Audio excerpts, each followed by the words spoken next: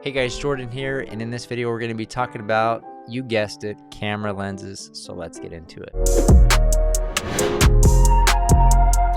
Alright, so on my channel I talk all about real estate photography, so if that's a topic you're interested in, then make sure to subscribe. Today's comment comes from Your Photo Chef, and he says, I have the opportunity to grab either the Sigma 14-24 f2.8 or the Canon, I guess he's a Canon shooter because I guess the Sigma can be, or the Canon 16-35 f4L lens.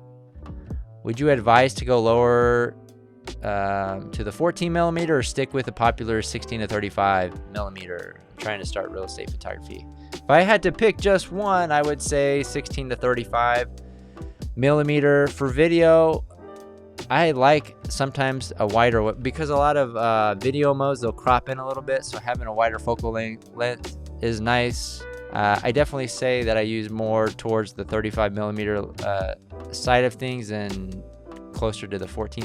And typically, if you're getting a lens that's like that, 14-24 with a low aperture rating of the 2.8, it's usually a bulkier lens. So I think the 16-35 f4 is a great lens.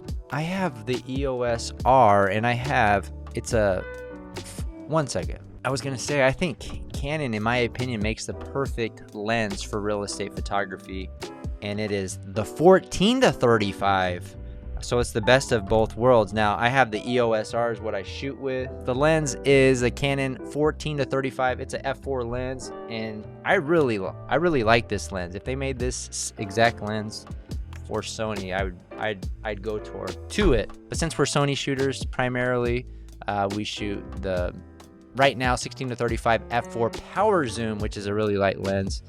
I'm not a huge fan of carrying around really heavy lenses. My 14-24 f2.8 G Master Sony lens sits on my shelf, probably where it belongs, because that thing is, it's